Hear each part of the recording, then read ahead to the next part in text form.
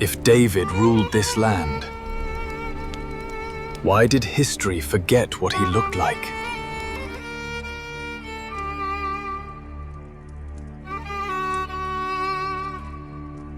Before you argue with your grandma's church fan, sit down and give me 11 seconds.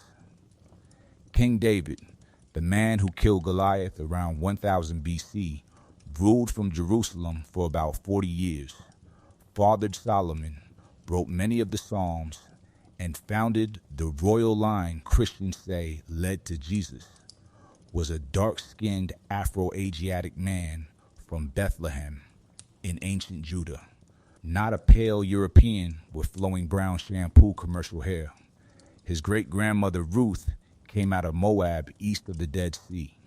His line runs through Judah, Tamar, Rahab, and a world tied by blood and trade to Egypt, Cush, and Arabia. His son Solomon later married a daughter of Pharaoh and traded with African kingdoms for gold, ivory, and apes. David belonged to that same world. The paintings lied, the geography didn't. Stay with me, because the family line is in the Bible, the land is real, and the whitewashing came centuries later with a brush in Europe, not a shepherd's staff in Bethlehem. Start with the place, because place tells on people. David was born in Bethlehem, in the hill country of Judah, sometime around 1040 BC by the usual traditional dating. Judah sits in the southern Levant, one narrow strip of land connecting Africa, Arabia, and Asia. Caravans moved through it constantly. Egyptian armies marched through it. Cushite and Arabian traders crossed it. Philistines lived on the coast. Moabites, Edomites, Ammonites, and Midianites lived all around it. This was not Scandinavia with sandals. This was a sun-beaten Afro-Asiatic corridor full of brown and black peoples trading, marrying, fighting, and raising children under the same hard sky. A boy born there around 1040 BC would not look like a Renaissance prince from Florence. He would look like the land and the people around him. Now look at David's actual family, because the Bible gives you the receipts. David is the son of Jesse of Bethlehem from the tribe of Judah. His family line in Ruth chapter 4 runs Perez, Hezron, Ram, Aminadab, Nahshon, Salmon, Boaz, Obed, Jesse, David.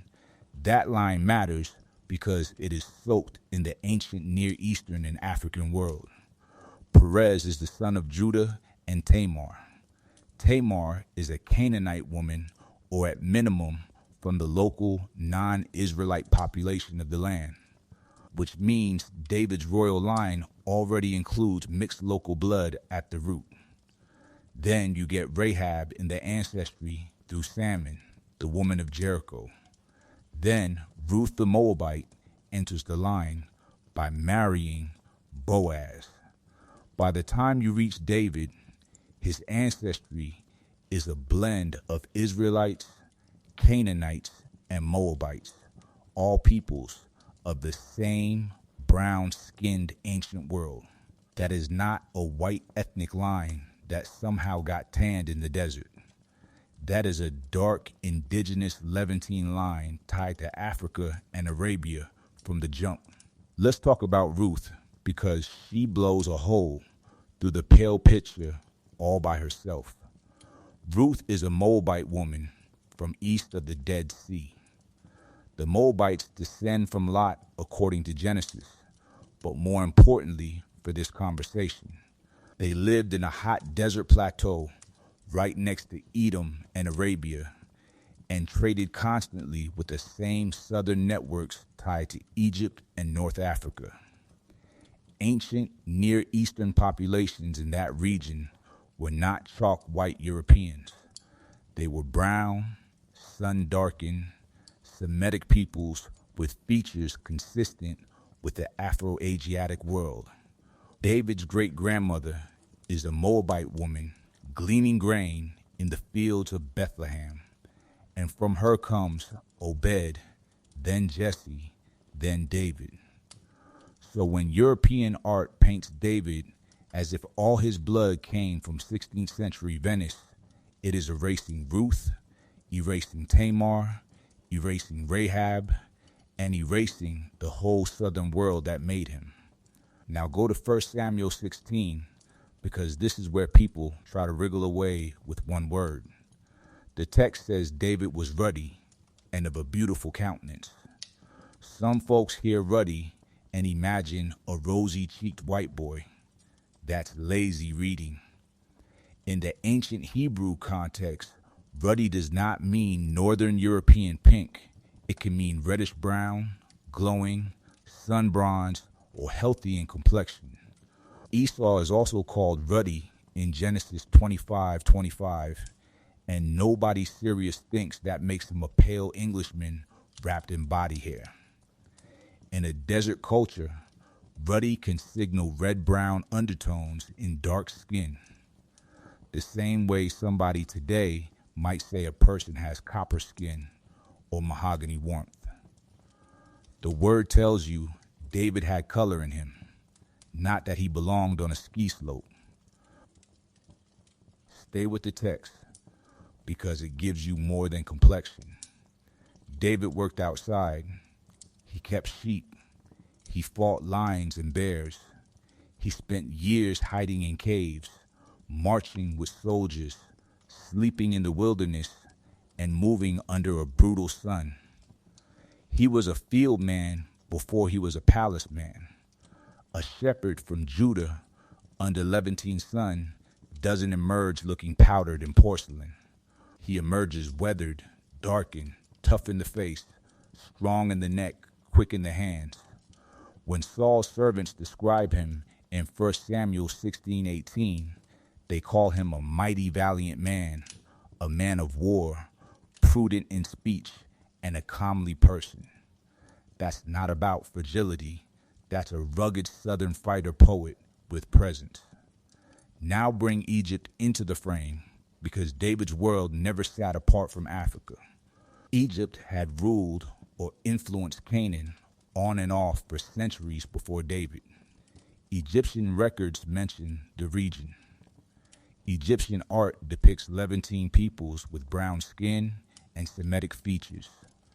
Trade routes ran from the Nile through the Sinai into Judah and beyond.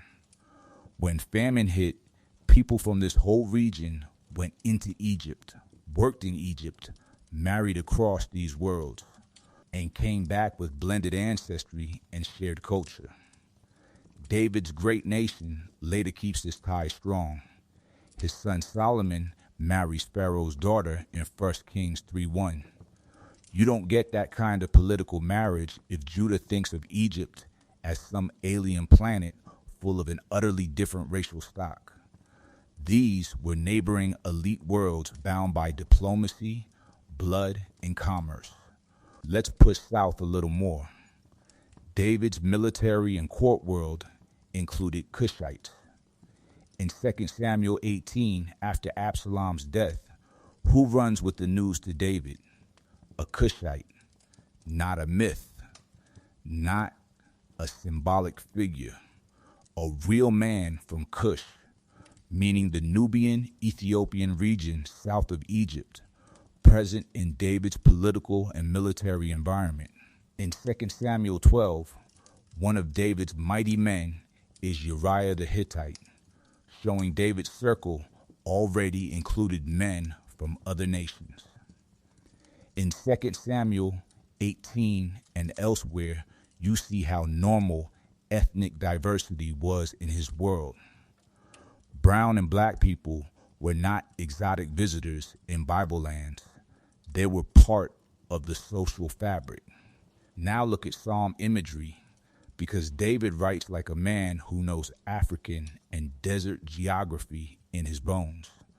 Watercourses in dry lands, heat, shepherding, wilderness refuge, oil, incense, gold, enemies surrounding him like armies in tight terrain. His metaphors come from the same Eastern Mediterranean and African adjacent environment that shaped the rest of the Hebrew Bible. Psalm 68 even says princes shall come out of Egypt, and Ethiopia shall soon stretch out her hands unto God. The old King James says Ethiopia, the Hebrew says Cush. David didn't imagine Africa as some distant footnote. Africa was part of his sacred map. Now let's deal with the art lie directly. The famous Michelangelo statue of David, made between 1501 and 1504 in Florence, is a masterpiece of sculpture and a disaster of historical imagination. That statue burned one image into the Western mind: tall, pale, European David with soft curls and Italian anatomy. Then came Renaissance paintings, church windows, children's Bibles, Hollywood kings with British accents, and suddenly the shepherd of Bethlehem got turned into a Tuscan model. The image spread so far that people now mistake the painting for the person. That's the trick. Repeat the portrait until the public forgets it was painted by somebody with no first-hand memory of ancient Judah. Let's go back to the line that mattered most in later Christian teaching. David's line leads to Jesus. Matthew chapter 1 and Luke chapter 3 both anchor Jesus in the house of David. So if David is a dark-skinned man of the ancient southern Levant, then the royal line Christians love to recite is not white at the root. It is brown and mixed from the start. Tamar, Rahab, Ruth, Bathsheba, who was married first to Uriah the Hittite and whose own family background ties into the same wider Levantine world. This isn't a bug in the lineage. It's the point. The Bible's royal line is already culturally and ethnically layered long before Europe ever touches the story. Now, somebody will try the old dodge. Black is a modern category, so you can't say David was black. That's half smart and fully slippery. Yes, ancient people didn't walk around using modern American census boxes. True, but skin, features, region, ancestry, and population clusters were still real. When people today say David was black in this conversation, they mean he belonged to the dark-skinned Afro-Asiatic world of ancient Judah, not that he filled out a 2026 diversity form. The point is not to force him into a modern bureaucracy. The point is to stop letting Europe keep a monopoly on his face. Now picture him correctly. Young David stepping into the valley against Goliath. Not a pale choir boy, but a lean, dark shepherd with desert eyes and sun-browned skin, carrying a sling because that's what boys in that land actually knew how to use.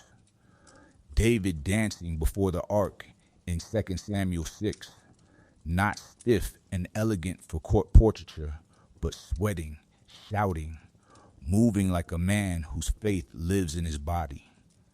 David in the cave at Adullam with outcasts around him, dust on his feet, harp in hand, writing songs that still outlive empires. That man belongs to the same world as Egypt, Moab, Edom, Cush, and Arabia. He does not belong to the marble hallways of Renaissance imagination. Now look at the politics of why the whitening happened. Europe didn't just admire the Bible. Europe weaponized it. Once Christianity became tied to empire, colonialism needed holy faces that resembled the colonizer. A black or deeply brown David undermines that whole visual order. If the king, the psalmist, the ancestor of the Messiah and the model of godly rule looks more like the people you conquered than the people doing the conquering, the propaganda starts to wobble. So the paint gets lighter, the features get narrower, the hair gets looser. The whole family album gets edited. This matters because people don't just pray the words, they pray through pictures. The image in your head shapes who you think belongs in sacred history. If every holy man looks European, then Europe feels native to God and everybody else feels adopted late. But if David looks like the ancient southern world that actually produced him, the whole emotional map changes. Black and brown children stop visiting the Bible like tourists. They start recognizing the neighborhood. Let's tighten the answer. Was King David black? In the plain historical sense people mean here, yes, he was a dark-skinned ancient Judahite from a mixed Afro-Asiatic world connected to Africa by blood, trade, geography, and ancestry. He was not white in the modern European sense. He was not a blonde Renaissance prince with a harp. He was a brown king from Bethlehem whose family line included Tamar, Rahab, Ruth, and the peoples of the southern Levant. Now bring it into the house. The next time somebody shows you a pale David with polished curls, ask them one question. Where did he get that face? From Bethlehem, Moab, Jericho, and Judah? Then watch the room get quiet. Open Ruth full. Open 1 Samuel 16. Open Matthew 1. Trace the line. Put the map on the table. Let geography do the arguing. And if you're teaching children, teach them the real picture. Teach them David as a shepherd from the hot hills of Judah. Teach them Ruth the Moabite as his great-grandmother. Teach them that the Bible happened in Africa adjacent lands full of brown and black people, not in a European painting studio. Teach them that history got edited and that part of loving the text is telling the truth about the people in it. Drop in the comments which Bible figure got whitewashed the hardest in your opinion. David, Moses, Mary, Paul, or Jesus. Somebody's going to argue, which is fine. Let them bring a map, a verse, and a date. The paintings can come too, but they won't survive the receipts.